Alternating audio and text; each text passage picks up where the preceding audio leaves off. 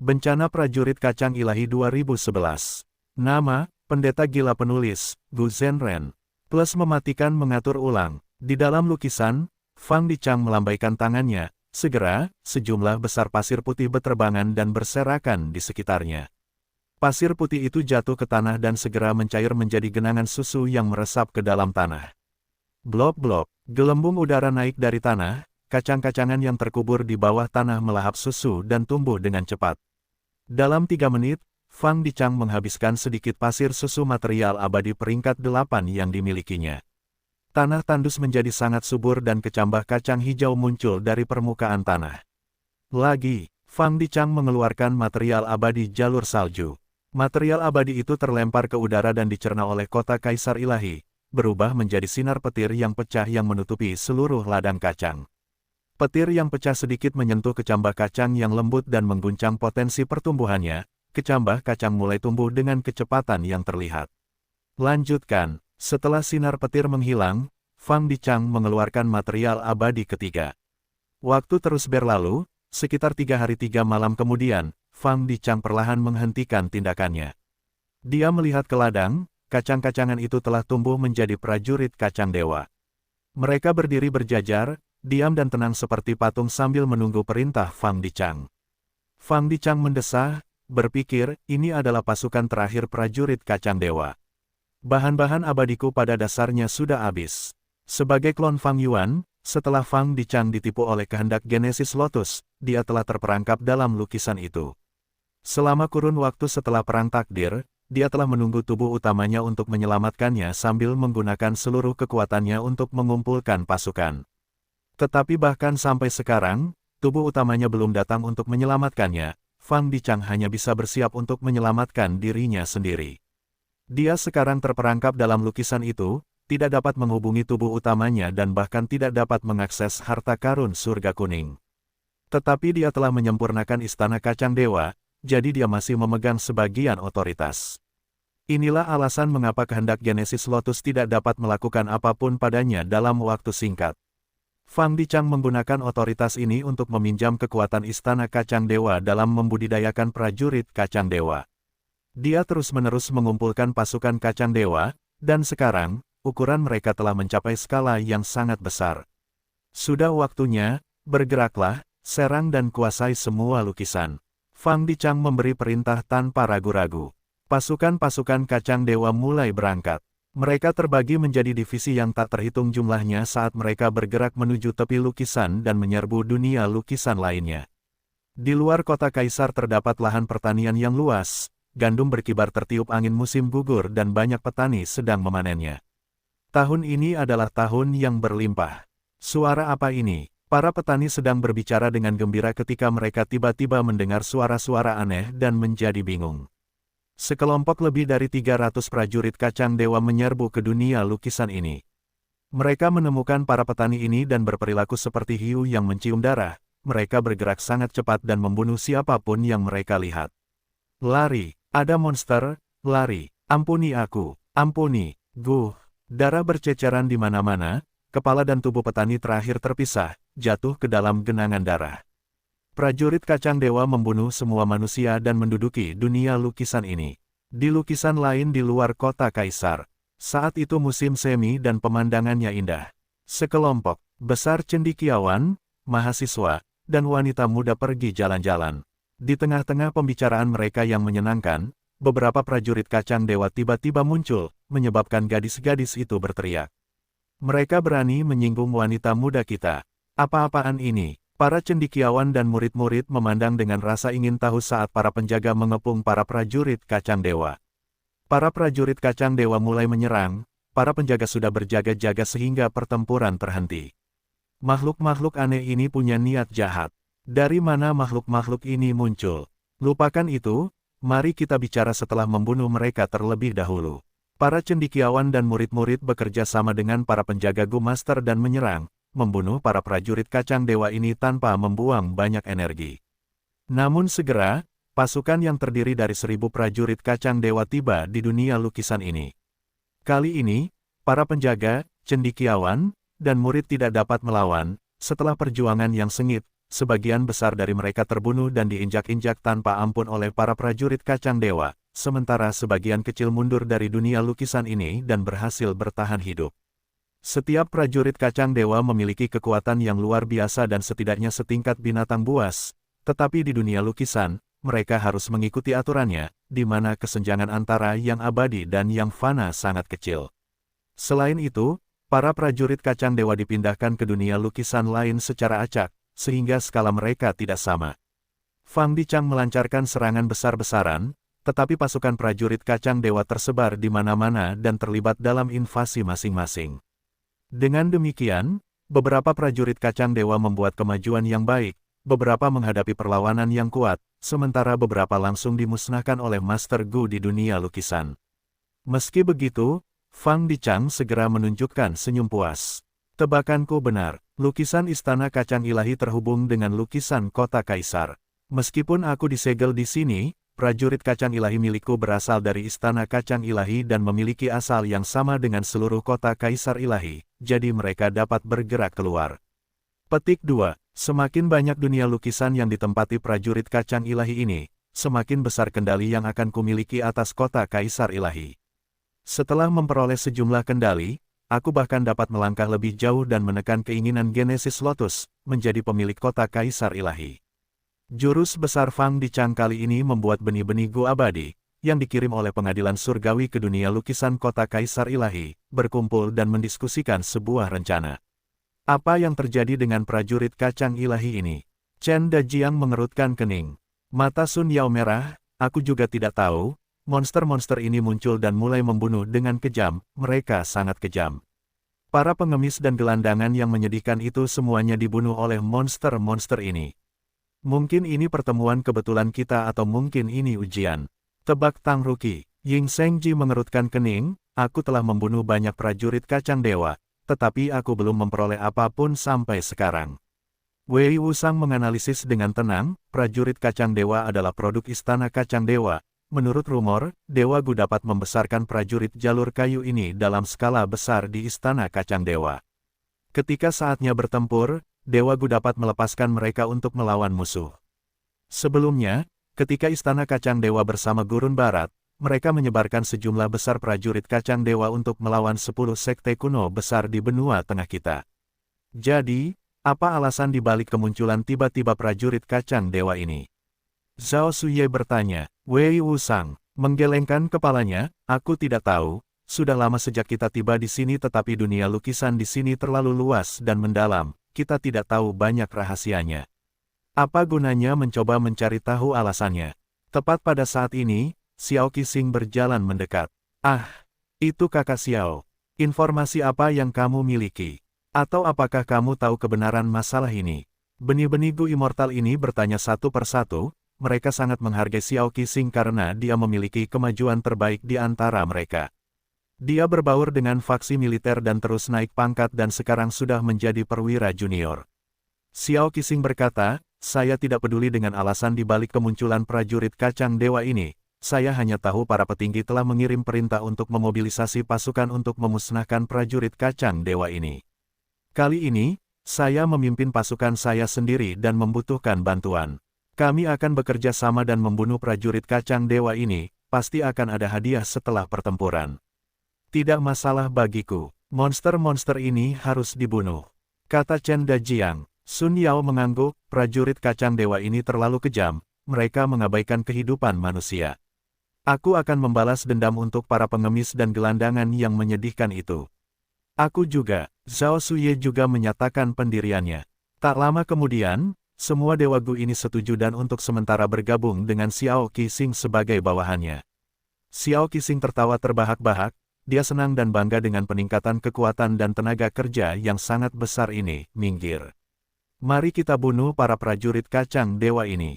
Di alun-alun yang luas, Xiao Qixing memimpin sekelompok besar pasukan dan menghadapi sekelompok prajurit kacang dewa. Skala kelompok prajurit kacang dewa ini lebih besar dari pihak Xiao Qixing. Bagaimana kita melawan mereka? Sun Yuanhua baru saja bertanya ketika prajurit kacang dewa menyerang. Xiao Qixing menghentikan pihaknya dari menyerang dan tersenyum, semuanya, tolong diam di tempat untuk saat ini dan lihat bagaimana aku melawan mereka.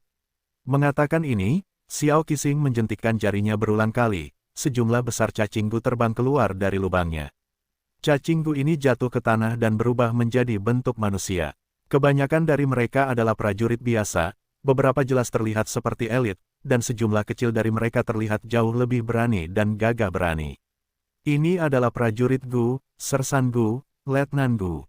Gu Ting menyipitkan matanya. Seharusnya begitu. Wei Wusang menghitung secara kasar, ada lebih dari 500 dari mereka. Sepertinya Xiao Qixing berkembang sangat baik di kamp militer untuk dapat mengumpulkan begitu banyak cacing Gu jalur manusia. Formasi. Xiao Qixing berteriak sambil mengaktifkan formasi panah Gu. Para prajurit ini segera berkumpul, Kapten memimpin Letnan, Letnan memimpin Sersan, dan Sersan memimpin prajurit. Dan seluruh pasukan membentuk panah raksasa yang melesat menuju prajurit kacang dewa yang datang. Serang, pasukan Xiao Qixing meraung keras, sebaliknya, para prajurit kacang dewa terdiam seperti tidak ada kehidupan. Kedua belah pihak seperti gelombang yang bertabrakan yang mulai bercampur satu sama lain. Tatapan Xiao Qixing seperti kilat saat dia memusatkan seluruh perhatiannya untuk mengendalikan pasukannya. Dalam pertempuran yang kacau, pasukannya semakin terpecah tetapi mereka selalu mempertahankan formasi militer yang paling dasar. Sebaliknya, para prajurit kacang dewa adalah kelompok yang berantakan dan tidak teratur. Setelah kebuntuan awal, situasi mulai perlahan jatuh ke genggaman Xiao Qixing. Begitu dia berada di pihak yang unggul, keuntungan ini membesar dan segera berubah menjadi dominasi mutlak. Akhirnya, pihak Xiao Qixing memenangkan kemenangan penuh dengan semua prajurit kacang dewa terbunuh. Bagaimana? Xiao Qixing kembali dengan kemenangan dan memamerkannya kepada benih-benih Gu immortal lainnya. Zhao Suye memutar matanya, tidak repot-repot menjawab. Kakak Xiao benar-benar hebat. Chen Dajiang mengacungkan ibu jarinya. Hahaha. Xiao Qixing tertawa terbahak-bahak dan berkata kepada Chen Dajiang, jika kamu telah menempuh jalan yang sama sepertiku saat itu, kamu juga akan memiliki prestasi seperti itu hari ini. Kita harus melanjutkan, kita baru menyelesaikan satu lukisan. Wei Wusang berkata, jangan ceroboh. Prajurit-prajurit ini hanyalah prajurit Dewa Kacang Kuning, mereka merupakan tipe prajurit kacang dewa yang paling dasar, kata Gu Ting. Setelah beberapa saat, mereka tiba di jalan yang paling makmur di kota Kaisar Ilahi. Para prajurit kacang ilahi dengan sembrono membunuh orang-orang di kota dan itu adalah pemandangan yang kacau. Mata Sun Yao memerah karena marah. Pertama kali dia masuk ke sini, dia telah tiba di jalan ini dan menikmati pemandangannya yang berkembang pesat. Dia tidak pernah menyangka pemandangan yang begitu indah akan dihancurkan sepenuhnya oleh para prajurit kacang ilahi, di mana-mana dipenuhi mayat dan darah mengalir seperti sungai. Ini akan membutuhkan bantuan semua orang. Xiao Qixing bersikap rendah hati untuk sekali ini, jalannya sempit dan penglihatan tidak jelas, pasukanku tidak akan bisa bergerak dengan baik. Benih-benih Gu abadi lainnya tidak keberatan saat mereka menyerbu ke garis depan dan menyerang. Xiao Qixing tetap di belakang, mengamati situasi sambil mengendalikan para prajurit untuk bergerak maju. Dia sangat menyadari bahwa dia datang untuk bersaing memperebutkan warisan sejati Genesis Lotus, para Master Gu di sampingnya adalah pesaing terbesarnya. Kenali diri sendiri dan musuh Anda, dan Anda tidak akan pernah terkalahkan, ini adalah kesempatan terbaik untuk mendapatkan informasi tentang orang-orang ini. Para elit Gu Master dari 10 sekte kuno besar benua tengah ini memang luar biasa. Xiao Qixing telah membuat banyak kemajuan, para Gu Master ini juga tidak kalah. Ying Shengji terus-menerus mengeluarkan Dr. Gu, yang mengambil bentuk manusia dan menyelamatkan orang-orang di mana-mana. Chen Dajiang melewati gerbang luar, sekelompok petugas bergerak di sekelilingnya saat ia bergabung dengan garis depan dengan pedang panjang dan rantai baja. Sun Yao memberi kejutan yang lebih besar kepada Xiao Qixing, 3 penari wanita bergerak di sekelilingnya, lengan baju mereka yang panjang berkibar tertiup angin dan melemahkan para prajurit kacang dewa. Selain itu, Sun Yao juga memiliki jurus pembunuh jalur manusia, sukacita dalam membantu orang, jurus ini memperkuat sekutunya. Adapun Wei Wusang, ia muncul dan menghilang saat ia bergerak dalam pertempuran yang kacau seperti ikan di air. Orang ini telah menguasai pencuri Gu. Xiao Qixing menyadari, para elit ini segera bersinar terang saat mereka bergerak. Xiao Qixing juga merasakan tekanan berat saat ia memperingatkan dirinya sendiri, aku benar-benar tidak bisa meremehkan orang-orang ini. Pertempuran yang kacau ini berlangsung selama 5 menit sebelum seluruh jalan dibersihkan. Tanpa tinggal lebih lama lagi, kelompok Xiao Qixing berbaris menuju lukisan lainnya sekali lagi. Para prajurit kacang dewa yang menghalangi jalan mereka semuanya musnah. Tentu saja, mereka bukan satu-satunya kelompok yang melakukan serangan balik. Para prajurit di dunia lukisan juga mengorganisasi banyak kelompok dan berpartisipasi dalam pertempuran, membunuh para prajurit kacang dewa. Ye Fan dan Hong Yi juga berbaur dengan kelompok lain, mereka diam-diam berbincang. Prajurit kacang dewa ini benar-benar aneh, ada begitu banyak jenisnya. Anggota 10 sekte kuno besar juga telah bertambah, kita perlu menyembunyikan diri dan tidak ditemukan oleh mereka. Mereka adalah orang-orang pertama yang memasuki dunia lukisan. Pada saat ini, akumulasi mereka jauh melampaui elit benua tengah, tetapi Ye Fan dan Hong Yi hanya bisa bergerak secara diam-diam. Bagaimanapun, dunia 5 wilayah adalah dunia utama, begitu mereka ditemukan oleh pengadilan surgawi, situasinya akan menjadi kacau. Kelompok-kelompok penyerang balik menjadi lebih cepat semakin banyak mereka membunuh, efisiensi mereka terus meningkat dan korban berkurang. Setelah mereka memiliki pengalaman yang cukup, mereka benar-benar melihat melalui jenis-jenis prajurit kacang dewa. Prajurit kacang dewa kuning hanya umpan meriam, prajurit kacang hijau dapat menembakkan panah terbang, prajurit kacang merah dapat meledakkan diri, prajurit kacang hitam memiliki pertahanan terbesar. Setelah memahami karakteristik prajurit kacang dewa yang berbeda, mereka mulai melancarkan serangan yang ditargetkan. Prajurit kacang dewa ini jauh lebih lemah dari penampilan luar mereka. Kelompok-kelompok penyerang balik terus memperoleh kemenangan dan merebut kembali lebih banyak wilayah. Akhirnya, mereka berkumpul di tembok kota-kota Kaisar Ilahi. Ada lautan prajurit kacang dewa di luar tembok kota, Xiao Qixing tidak dapat menahan napas tajam saat melihatnya. Kekuatan musuh sangat besar, itu bukan sesuatu yang dapat ditangani kelompok mereka. Mereka hanya memiliki kesempatan untuk mempertahankan kota dengan bersekutu dengan kelompok lain. Prajurit kacang dewa bergegas maju tanpa formasi apapun. Kelompok Xiao Qixing menyerang dengan keterampilan jarak jauh dari atas tembok kota. Prajurit kacang dewa seperti semut saat mereka mulai memanjat tembok kota. Orang-orang yang menjaga kota mempertaruhkan nyawa mereka untuk melakukan serangan balik, tidak mundur selangkah pun. Seluruh medan perang seperti penggiling daging besar, banyak nyawa hilang setiap detik. Pertempuran ini berlangsung 3 hari 3 malam. Xiao Qixing pingsan dan duduk lemah di tanah. Jubah militernya yang seputih salju sudah diwarnai merah dengan darah. Sorak-sorai terus menyebar di sekitarnya, mereka telah menang. Kelompok prajurit kacang dewa terbesar ini sepenuhnya dimusnahkan oleh mereka. Kemenangan terjamin. Berikutnya adalah membersihkan kelompok-kelompok kecil prajurit kacang dewa yang tersisa di setiap lukisan. Tunggu sebentar, sepertinya kita bisa keluar dari kota Kaisar Ilahi. Kita bisa mengikuti jalan yang diambil prajurit kacang ilahi dan menyerang markas mereka. Ketika mereka membersihkan medan perang, banyak yang menemukan sesuatu yang besar. Pasukan mulai berkumpul sekali lagi dan bertempur menuju Fang Dichang. Di dunia lukisan ini, kekuatan Fang Dichang sangat berkurang tetapi dia masih memiliki sekelompok prajurit kacang dewa di sekelilingnya. Jadi, kaulah pelaku utama di balik semua ini. Kau akan membayar dosa-dosamu. Kenapa? Kenapa kau perlu membunuh orang-orang tak berdosa ini? Dendam apa yang kau miliki terhadap mereka? Emosi melonjak, tetapi kelompok Xiao Qixing saling melirik dan bergerak ke belakang tanpa suara. Jadi penyebab malapetaka prajurit kacang dewa itu adalah dia. Dia adalah Dewa Gu dari klan Fang, Fang Dichang, yang pernah memurnikan istana kacang dewa. Aku tidak menyangka dia masih hidup, dan dia menciptakan kekacauan di dunia lukisan. Jangan bilang, apakah sekte kita mengirim kita ke sini untuk menyingkirkannya? Aneh, kenapa pengadilan surgawi tidak menyerang dan membunuh Fang Dichang secara langsung?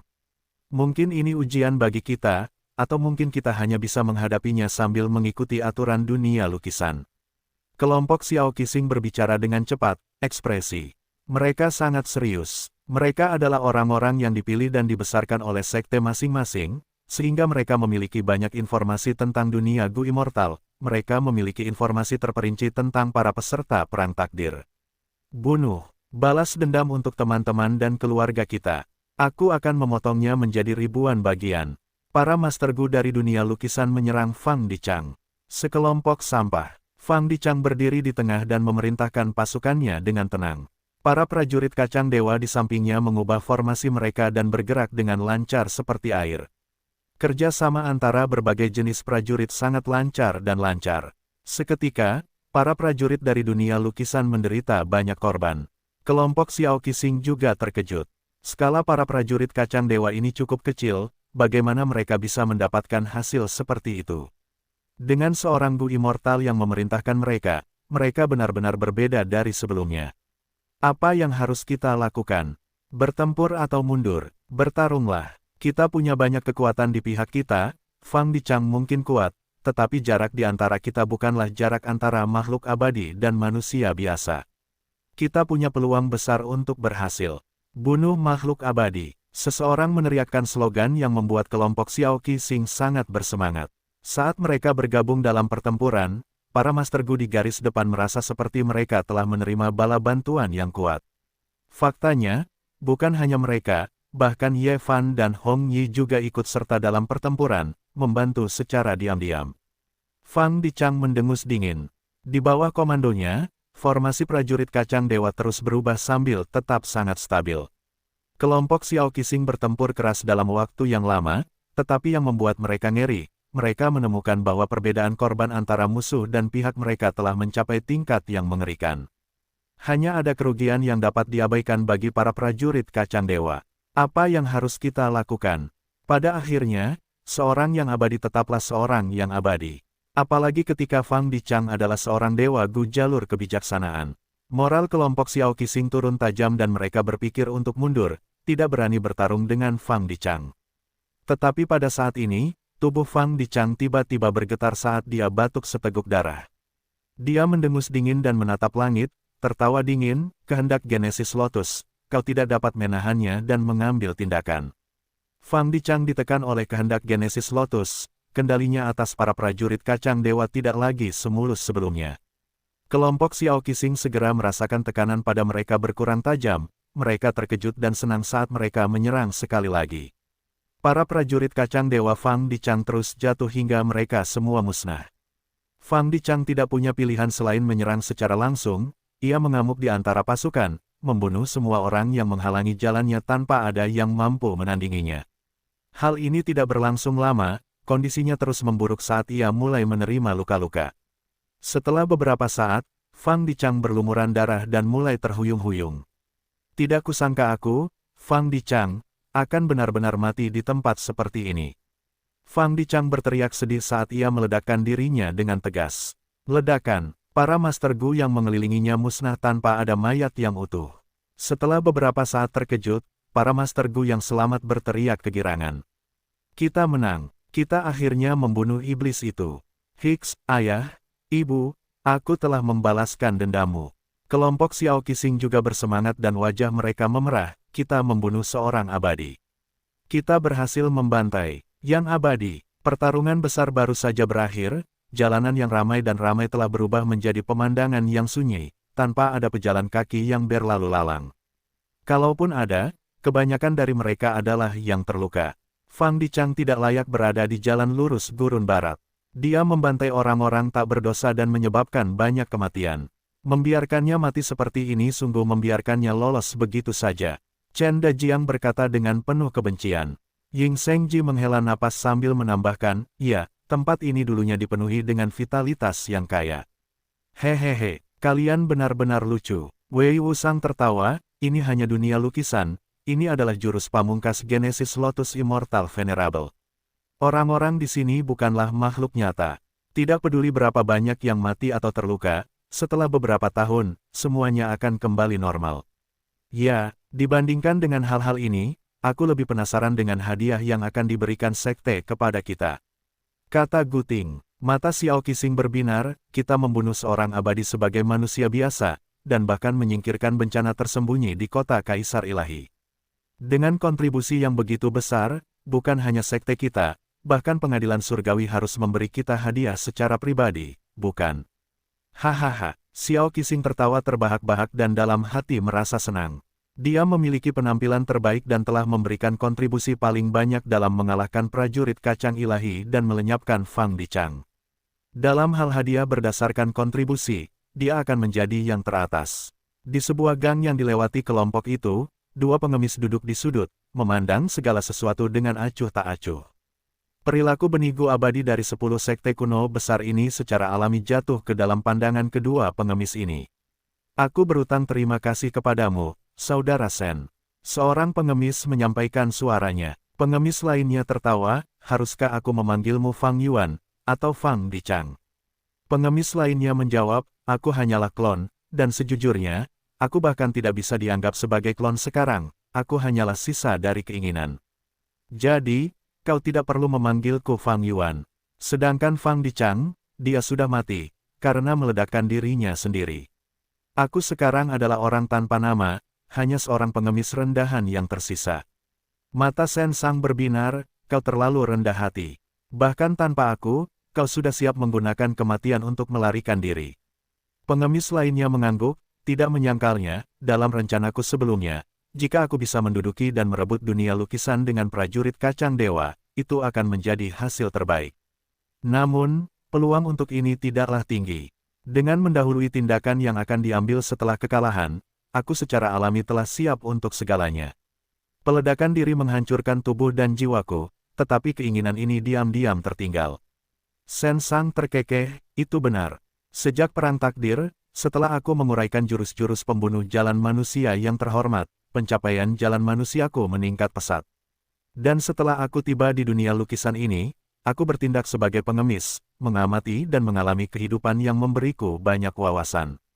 Seorang pengemis memiliki kelebihan pengemis berada di tingkat masyarakat yang paling rendah, mereka dapat mengamati sikap orang-orang, mengalami kebaikan dan kekasaran, merasakan lapar dan kenyang, hangat dan dingin.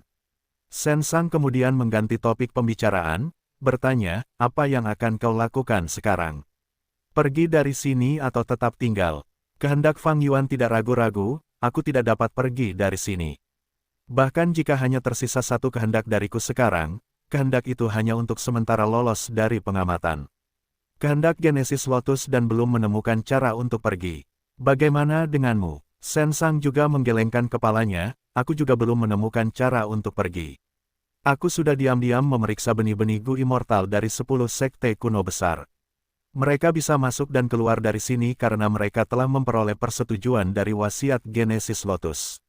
Namun, aku percaya bahwa selama aku terus bersembunyi dan meneliti, pencapaian jalur manusiaku akan terus terakumulasi dan mencapai perubahan kualitatif.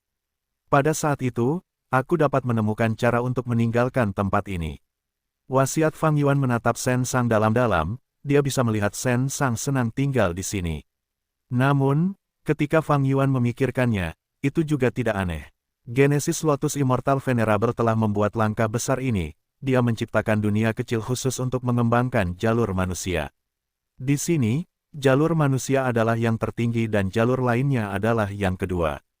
Jalur manusia memiliki perkembangan terbesar sementara jalur lainnya memiliki sedikit kemajuan. Pada saat yang sama, dunia ini mengikuti aturan dunia fana, ada kesenjangan yang tidak signifikan antara yang abadi dan yang fana, yang lebih bermanfaat bagi pengembangan jalur manusia. Terlebih lagi, bagian dalam dan luar dipisahkan, ketika orang luar datang ke sini, mereka akan terisolasi dari 5 wilayah dan bahkan tidak dapat terhubung dengan surga kuning harta karun. Ini menghentikan informasi menyebar keluar atau masuk dan merusak orang-orang di sini. Dengan demikian, itu menciptakan tanah suci jalur manusia yang terisolasi. Sen Sang terutama mengolah jalur manusia. Di sini, dia seperti monster rakus yang melihat makanan lezat yang benar-benar langka, dia seperti ikan di air dan bahkan merasa sangat terikat dengan tempat ini. Kehendak Fang Yuan saat ini merasuki tubuh, itu diciptakan dari pengemis Sen Sanggu. Dia memiliki dua pilihan di depannya sekarang. Satu adalah menunggu tubuh utama untuk menyelamatkannya, yang lain adalah berkultivasi bersama Sen Sang dan menggunakan kekuatan Sen Sang untuk bebas. Semua informasi mengenai bencana prajurit kacang dewa dikumpulkan di tangan Qin Dingling. Fang Dichang meninggal karena meledakkan dirinya sendiri. Qin Dingling mengerutkan kening. Hasil ini agak mengecewakan Qin Dingling, dia berharap dapat menangkap klon Fang Yuan ini hidup-hidup. Dan melalui dia, menyimpulkan lokasi tubuh utama Fang Yuan. Aku tidak menyangka klon Fang Yuan akan bunuh diri dengan tegas, tetapi ini juga sesuai dengan kepribadian Fang Yuan yang kejam. Qin Dingling tidak memiliki banyak keraguan. Jika kita dapat menangkapnya hidup-hidup, itu akan lebih baik. Di dunia lukisan, kesenjangan antara yang abadi dan yang fana tidak besar. Sayangnya, benih-benih Gu Immortal ini belum cukup tumbuh dan tidak dapat memanfaatkan kesempatan itu. Qin Dingling mendesah dalam hati. Kelompok Xiao Qixing mengira mereka telah memberikan kontribusi penting dengan membantai seorang yang abadi, tetapi dalam benaknya, Qin Dingling menilai itu dengan buruk. Namun, meskipun demikian, Qin Dingling memutuskan untuk memberi hadiah besar kepada benih-benih Gu Immortal ini. Bagaimanapun juga, mereka adalah target kultivasi yang penting. Setelah berurusan dengan masalah hadiah, Qin Dingling mengalihkan perhatiannya pada konflik Laut Timur sekali lagi. Konflik Laut Timur adalah bentrokan antara manusia dan manusia varian. Satu pihak dipimpin oleh leluhur Laut Qi sementara pihak lain dipimpin oleh Wu Shuai. Mereka telah bertempur beberapa kali di dua surga kuno serta wilayah Laut-Laut Timur, dan pertempuran menjadi semakin sengit. Setelah leluhur Laut Qi menyelamatkan Gua Surga Sastra Mendalam, ia menyatukan beberapa pasukan Gua Surga di dua surga. Meskipun Wu Shuai dikalahkan, ia tidak mau menunjukkan kelemahan apapun. Di satu sisi, ia mengumpulkan kekuatan dari dua surga yang bergabung dengannya. Di sisi lain, ia menyergap dan menyerbu pasukan Gua Surga yang ingin menunggu dan melihat. Arahan Wu Shuai sangat jelas dan lugas. Sebelum menyerang 5 wilayah, ia harus membersihkan dua surga untuk menstabilkan pangkalan mereka. Di satu sisi, ini karena jarak antara dua surga itu pendek dan mereka dapat mengirim pasukan dengan mudah. Jika Wu Shuai mengabaikan ini, ketika pasukan utama berada di luar di masa depan, Gua Surga hanya perlu melakukan serangan dan itu dapat menyebabkan pasukan Wu Shuai akhirnya kehilangan tanah asal mereka. Di sisi lain, buah panen Qi dengan berbagai ukuran telah muncul di Gua Surga bawahan Wu Shuai. Setiap kali Wu Shuai menyerang Gua Surga lain, dia akan menguji saran Gu Immortals manusia varian untuk menyingkirkan buah panen Qi. Pihak Wu Shuai sangat membutuhkan percobaan dan kesalahan seperti itu. Karena strategi kekerasan Wu Shuai, semakin banyak pasukan manusia di dua surga mencari perlindungan leluhur Laut Qi. Leluhur Laut Qi membela Gua Surga sambil mengintegrasikan berbagai kekuatan. Namun secara keseluruhan, mereka masih dirugikan. Aliansi dua surga Wu Shuai menguat dengan kecepatan yang jauh lebih cepat daripada leluhur Laut Qi. Dia secara aktif melindungi manfaat manusia varian, yang menyebabkan semakin banyak Gua Surga manusia varian bergabung dengannya. Di dua surga, Gua Surga manusia varian jumlahnya jauh lebih banyak daripada Gua Surga manusia. Kelompok terakhir pasukan manusia varian yang mengadopsi pemikiran menunggu dan melihat mengambil inisiatif untuk berpihak pada Wu Shuai. Di satu sisi, mereka terpaksa karena situasi, di sisi lain, jika mereka tidak menyerah, tidak ada harapan untuk menyelesaikan bahaya tersembunyi dari buah panen Qi di Gua Surga mereka. Gengsi Wu Shuai melambung tinggi tetapi masalah buah panen Qi masih mengganggunya. Aliansi dua surga menguji banyak metode tetapi semuanya gagal dalam menghilangkan buah panen Qi. Di sisi leluhur Laut Qi, kemajuan dalam meneliti misteri buah panen Qi juga cukup lambat. Pihak Wu Shuai dan leluhur Laut Qi sering bertempur, tetapi tidak banyak korban. Itu karena kedua belah pihak tidak fokus untuk melenyapkan pihak lain, tetapi untuk membersihkan bahaya buah panen Qi. Orang yang paling tahu tentang misteri buah panen Qi mungkin adalah Dewa Iblis Qi Jue. Sayangnya kekuatanku saat ini terbatas dan tidak mampu menghadapinya. Fang Yuan mendesah kasihan. Dia telah menyelesaikan masalah besar kehendak surga, tetapi dia masih tidak tahu bagaimana cara memperbaiki tanda Dao jalur surga. Dewa Iblis Qi Jue, yang dipikirkan Fang Yuan, saat ini telah tiba di gurun barat. Itu seharusnya dekat. Dewa Iblis Qi Jue terbang rendah dan mencari kemana-mana. Dia tidak berhasil meminjam Gu dari leluhur Laut Qi, jadi dia menggunakan metode investigasi jalur Qi untuk mencari dewa jalur Qi lainnya. Dan dalam pencarian ini, dia menemukan beberapa dewa jalur Qi. Dewa jalur Qi ini sebagian besar adalah dewa liar, mereka secara alami lahir setelah pasang surut Qi yang sangat besar, sedangkan sisanya, mereka dijarah dari dewa lainnya. Demon Immortal Qi Jue tidak bertindak berlebihan, dia hanya menjarah Gu Immortal jalur Qi dan menyelamatkan para Gu Immortal. Bergerak dan berhenti di sepanjang jalan, Demon Immortal Qi Jue secara bertahap meninggalkan Laut Timur dan tiba di gurun barat. Saya menyimpulkan bahwa Gu Immortal jalur Qi ada di dekat sini. Tepat saat Demon Immortal Qi Jue bergumam, seorang Gu Immortal tiba-tiba muncul dalam jangkauan investigasinya. Gu Immortal peringkat 8, pengembara hati merah. Saat pikiran ini muncul, Demon Immortal Qi Jue menyerang. Dengan suara keras, tangan Ki Putih raksasa bergerak untuk menangkap Red Heart Traveler. Hampir pada saat yang sama ketika Demon Immortal Kijue menemukan Red Heart Traveler juga menemukan Demon Immortal Kijue.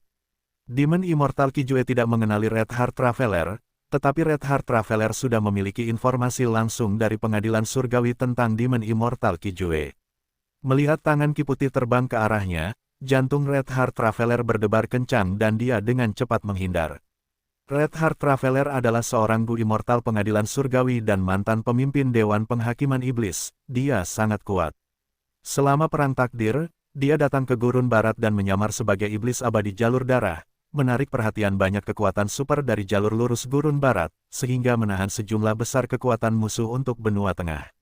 Melihat seluruh dunia Gu Immortal Gurun Barat, Red Heart Traveler memiliki kepercayaan diri untuk bertarung melawan hampir semua Gu Immortal Gurun Barat. Namun saat ini, lawannya adalah Demon Immortal Kijue, salah satu Gu Immortal terkuat di zaman sekarang.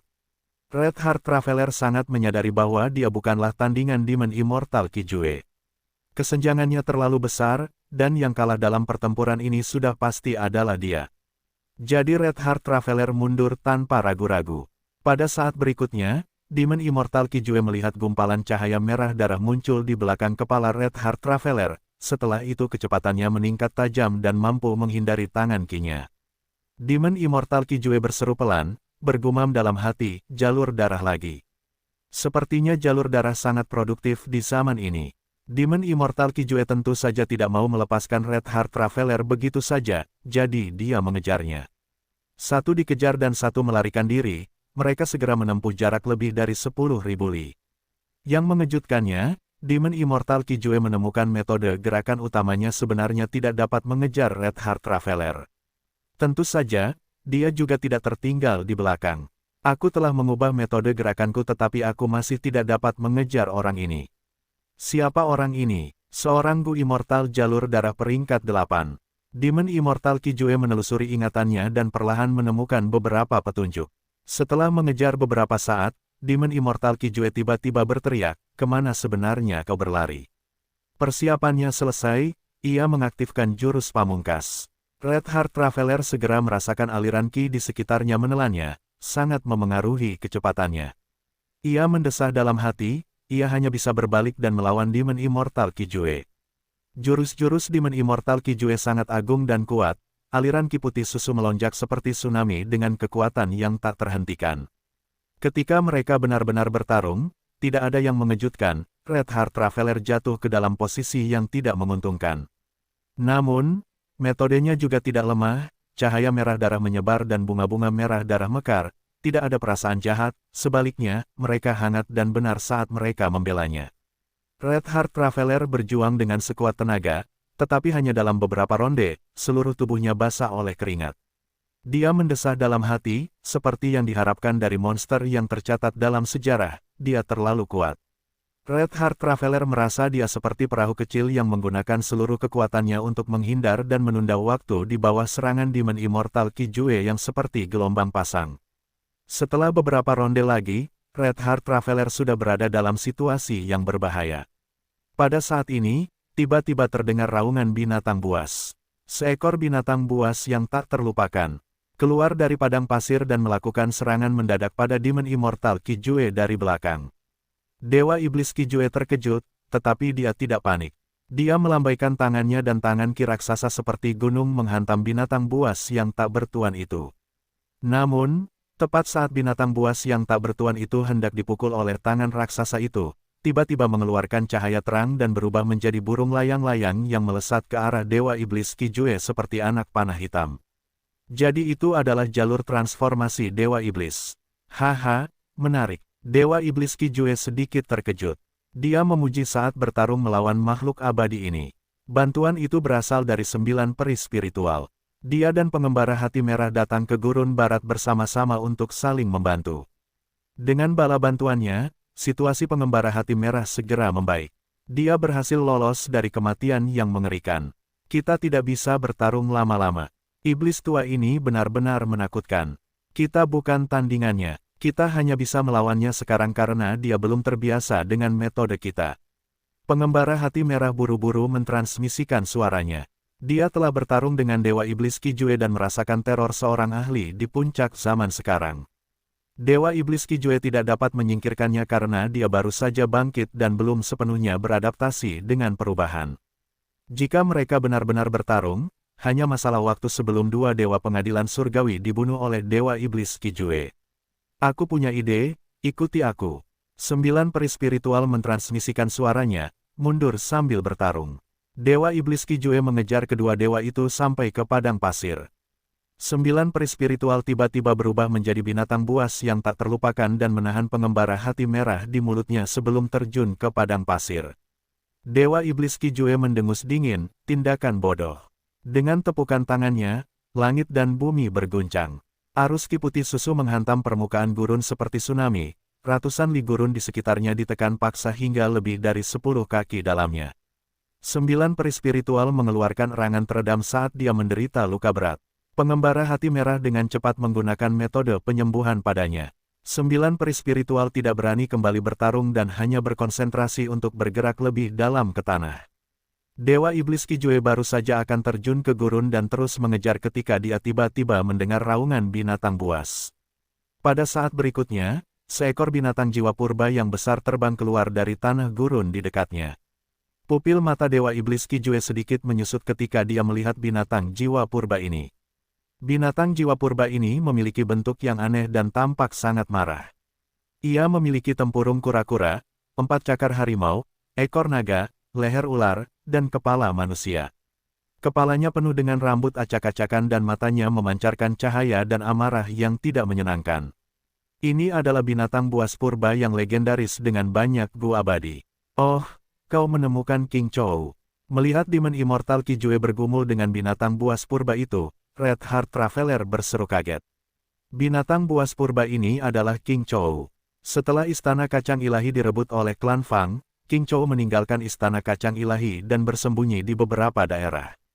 Namun dalam perang takdir, Istana Kacang Ilahi dan Kota Kaisar telah bergabung menjadi satu dan Genesis Lotus mengendalikannya. Setelah perang takdir, kehendak Genesis Lotus secara alami menyerahkan semua jenis informasi ke pengadilan surgawi. Qin Dingling tidak hanya mengetahui identitas asli Fang Dichang, dia juga memperoleh informasi tentang King Chou. Istana Kacang Ilahi telah memenjarakan King Chou selama bertahun-tahun. Kehendak Genesis Lotus memiliki pemahaman yang sangat tinggi tentangnya dan mengetahui metode rahasia untuk menemukannya. Qin Dingling memperoleh metode rahasia ini dan secara diam-diam memerintahkan 9 peri spiritual untuk mencari King Chou dan menaklukkannya. King Chou adalah binatang legendaris yang tak terlupakan, tidak hanya memiliki kekuatan tempur yang luar biasa, ia juga memiliki kemampuan alami untuk mengenali segala sesuatu yang berhubungan dengan jiwa spektral. Jika pengadilan surgawi mendapatkannya, mereka tidak hanya dapat menghadapi Fang Yuan, mereka bahkan dapat menghadapi jiwa spektral. Itu dapat dianggap sebagai membunuh 2 burung dengan 1 batu.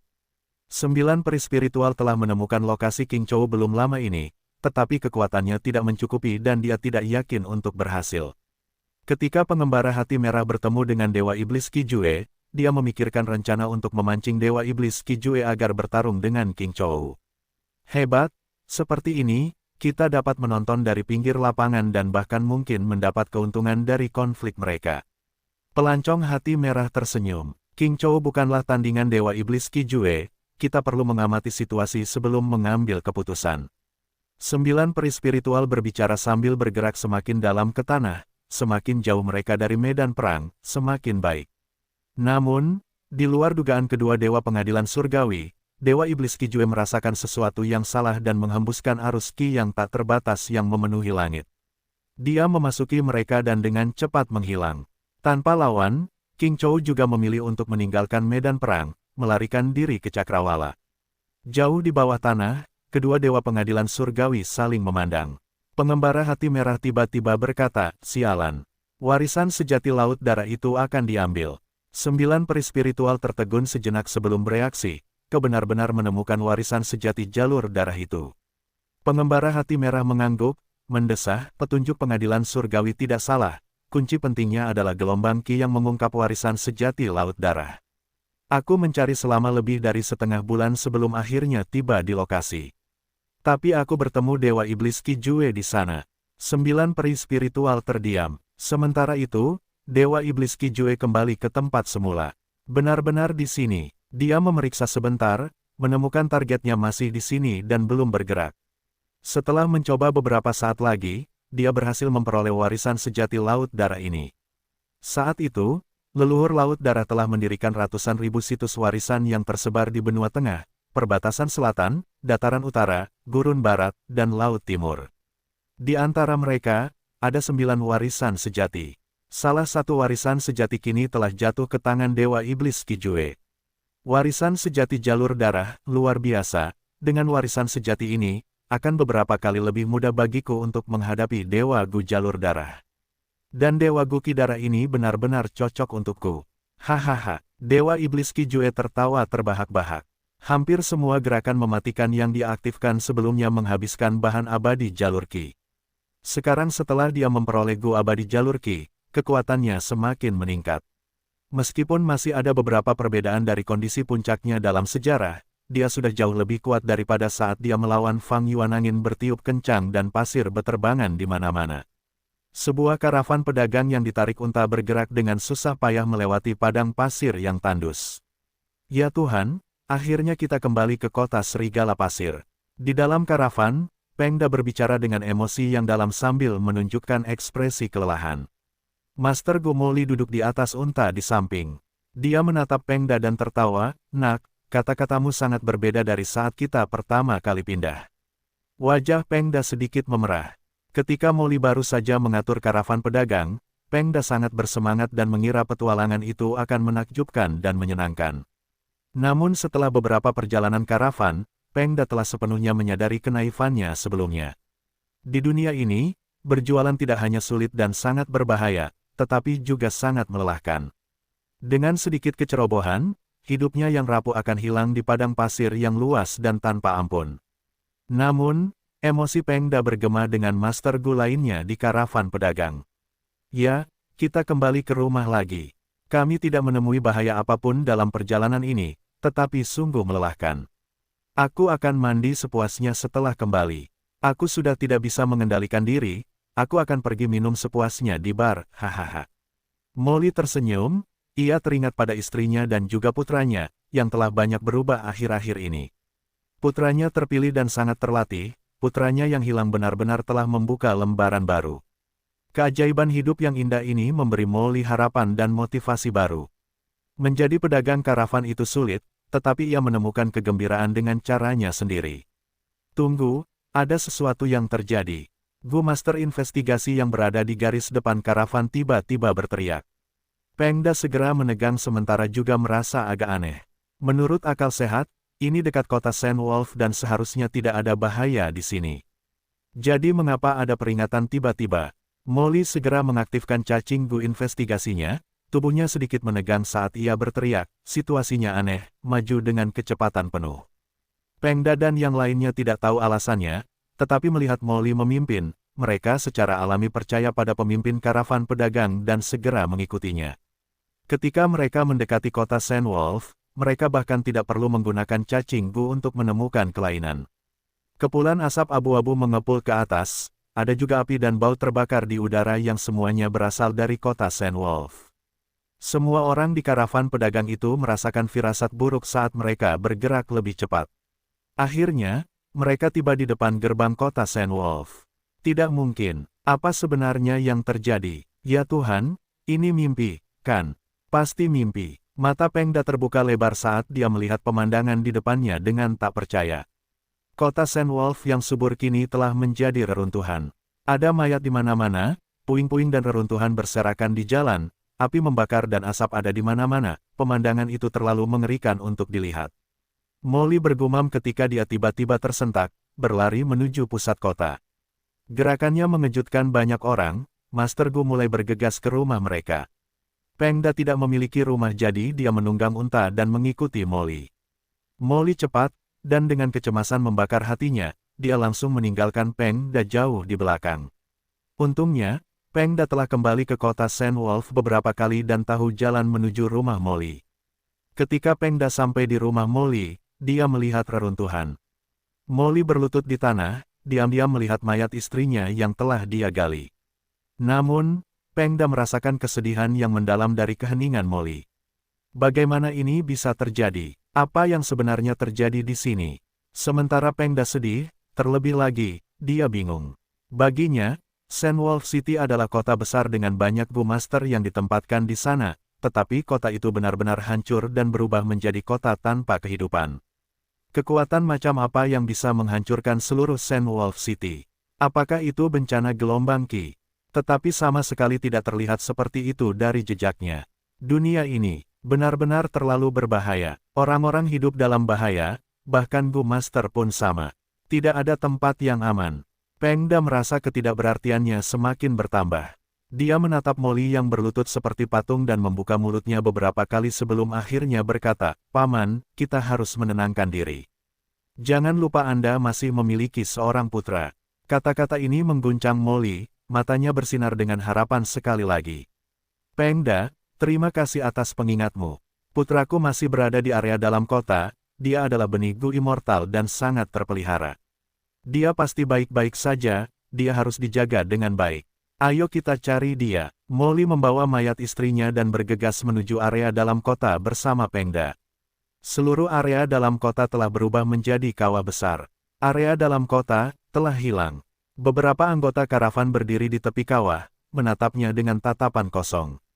Molly berjalan ke arah mereka dan melihat kawah besar di depannya. Wajahnya menjadi sangat pucat dan bibirnya gemetar, tidak dapat mengatakan apapun. Pengda menarik napas dalam-dalam. Dia bisa melihat kawah besar ini adalah jejak kaki binatang buas. Jejak kaki yang begitu besar berarti binatang buas ini sangat besar.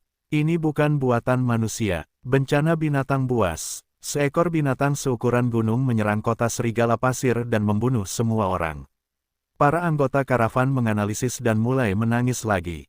Molly terdiam membisu dan Pengda tidak tahu bagaimana menghiburnya. Molly pernah memiliki rumah yang indah dan sekarang semuanya telah hilang. Hanya dia sendiri yang tersisa. Bagi Molly, bagi para anggota karavan yang masih hidup, takdir terlalu kejam. Ledakan. Tepat pada saat ini, ada ledakan sonik di langit di atas semua orang. Suara ini segera menarik perhatian semua orang. Mungkinkah binatang raksasa itu tidak pergi? Pengda dengan cepat mengangkat kepalanya dan melihat dua sosok melayang di langit. "Para Dewa Gu," teriak para Master Gu lainnya. Bencana juga menimpa tempat ini. Para Dewa Gu di langit berbicara, suara mereka bergema dan menyebar di bawah, mereka tidak menyembunyikannya. Binatang terkutuk ini telah menyebabkan klan Moku menderita kerugian yang sangat besar. Tunggu sampai aku menangkapnya, aku akan mencabut urat-uratnya dan menguliti kulitnya untuk meredakan amarahku," kata Dewa Gu lainnya dengan marah. "Ayo pergi, kita akan segera menyusulnya." Kedua dewa abadi itu segera terbang menjauh. Para Master Gu di tanah terdiam beberapa saat ketika seseorang tiba-tiba mulai berteriak keras. "Ayah, Ibu, kalian meninggal dengan sangat menyedihkan. Aku, putra kalian, tidak dapat membalaskan dendam kalian, tetapi para dewa abadi akan menegakkan keadilan untuk kalian."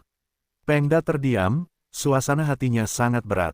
Pada saat ini, dia tiba-tiba menyadari, bahkan jika seseorang menjadi Master Gu, bahkan jika mereka adalah Master Gu peringkat 5, apa gunanya? Hanya dengan menjadi dewa abadi, mereka dapat memiliki semacam kendali atas nasib mereka sendiri di dunia ini. "Aku ingin mengikuti mereka untuk melihat." Molly tiba-tiba berkata dengan ekspresi tegas. "Pemimpin, apakah kamu gila?" Para Master Gu di sekitarnya dengan cepat membujuk. Sikap Molly tegas, "Aku tidak kompeten. Aku tidak bisa membalaskan dendam istri dan anakku, tetapi aku akan mempertaruhkan seluruh kekuatanku untuk melihat kematian pelakunya dengan kedua mataku sendiri. Jika aku bahkan tidak bisa memanfaatkan kesempatan ini, bahkan jika aku hidup terus, aku akan merasa menyesal selama sisa hidupku." Kata-kata ini bergema di benak para Master Gu yang tersisa. Mereka setuju dan menyatakan bahwa mereka ingin bergerak bersama Molly untuk melihat keadilan ditegakkan. "Paman, aku juga ingin mengikutimu," kata Pengda. "Kau harus tetap di belakang, nak." Ekspresi Molly agak melembut saat dia menatap Pengda. Pengda tersenyum pahit, "Paman, kau telah menyelamatkanku berkali-kali, kau adalah orang terdekatku di dunia ini. Karena aku mengikutimu, aku pasti tidak akan berpisah denganmu pada saat yang genting ini. Biarkan aku terus mengikutimu, Paman. Molly menatap Pengda dalam-dalam beberapa saat sebelum mengangguk dan berkata dengan suara serak, kalau begitu ikuti aku, bajingan. Kelompok Gu Master mengikuti arah yang dituju Gu Immortals dan meninggalkan reruntuhan kota Sandwolf. Dalam perjalanan, jejak kaki binatang raksasa itu sangat jelas, yang membuat mereka tetap berada di jalur yang benar. Mereka bergegas seperti ini selama sehari semalam ketika mereka tiba-tiba mendengar guntur di Cakrawala. Ini bukan guntur, ini pertarungan antara Gu Immortals dan binatang raksasa. Dengarkan baik-baik, samar-samar kau bisa mendengar lolongan binatang. Para Gu Master bersemangat saat mereka mempercepat langkah, ingin mendekat. Namun saat ini, arus ki gelap menyembur keluar seperti pelangi yang melintasi langit. Seutas arus ki jatuh di dekat para Gu Master. Jejak ki gelap menyapu bahu seorang Gu Master. Gu Master itu tiba-tiba berteriak ketakutan, kulit dan ototnya mulai membusuk dan dia segera meleleh menjadi kerangka putih. Semua orang ngeri dengan perubahan yang mengejutkan ini dan dengan cepat melarikan diri ke segala arah. Untungnya, ki gelap itu menyebar bersama angin dan tidak bertahan lama. Terlalu berbahaya untuk mendekat. Ini hanyalah efek samping dari pertarungan antara para dewa Gu dan binatang raksasa itu. Kita tidak punya kekuatan untuk melawannya. Jika kita bergerak lebih dekat lagi, kita akan kehilangan nyawa kita. Sebagian besar Master Gu berhenti dan berbalik. Aku masih ingin mencobanya. Kau boleh pergi. Molly adalah satu-satunya Master Gu yang tersisa. Pengda masih ingin mengikutinya, tetapi kali ini, sikap Molly tegas, dia mengusirnya. Sendirian, Molly bergerak agak jauh dengan susah payah. Ketika dia memanjat bukit pasir dan melihat, dia tidak bisa menahan napas tajam saat melihat apa yang dilihatnya. Jauh di Cakrawala, kabut gelap menutupi di mana-mana. Kabut itu jelas merupakan aliran ki gelap dari sebelumnya. Dalam kabut gelap, Molly samar-samar bisa melihat sosok binatang seukuran gunung serta kilatan petir sesekali. Molly menarik napas dalam-dalam dan hendak terus bergerak maju ketika dia tiba-tiba dipeluk dari belakang. Paman, apakah kamu ingin mati? Jangan maju, kamu akan kehilangan nyawamu. Teriak Pengda. Bocah, kenapa kau belum pergi juga? Molly sangat marah. Pengda berkata dengan tulus, Paman, kau adalah dermawanku, bagaimana mungkin aku melupakan kebaikanmu dan melihatmu mengirim dirimu sendiri ke pintu kematian. Aku tahu kau ingin mati, kondisimu tidak baik, aku telah mengikutimu sepanjang jalan tetapi kau tidak dapat menemukanku. Paman, hiduplah, jangan bunuh diri. Tetapi Molly tidak dibujuk, bocah, pergilah. Aku tidak akan pergi sana, ini tidak ada hubungannya denganmu. Kau masih muda dan memiliki umur panjang di depanmu, jangan datang ke sini untuk mati. Paman, aku akan menyelamatkanmu. Aku tidak butuh bantuanmu untuk menyelamatkanku, bahkan jika aku mati, aku akan mempertaruhkan nyawaku untuk membalas dendam. Bahkan jika itu serangan yang tidak penting, selama itu mengenai binatang terkutuk itu, aku akan merasa puas. Ledakan, tepat saat keduanya bertengkar, sebuah badai terbang dari pertempuran di Cakrawala. Badai itu seperti pilar yang menghubungkan langit dan bumi, bergerak cepat ke arah keduanya. Sialan, Pengda dan Molly tidak punya waktu untuk menghindar dan tersapu oleh badai. Kedua sosok yang tidak penting itu menghilang ke dalam badai yang ganas dalam sekejap.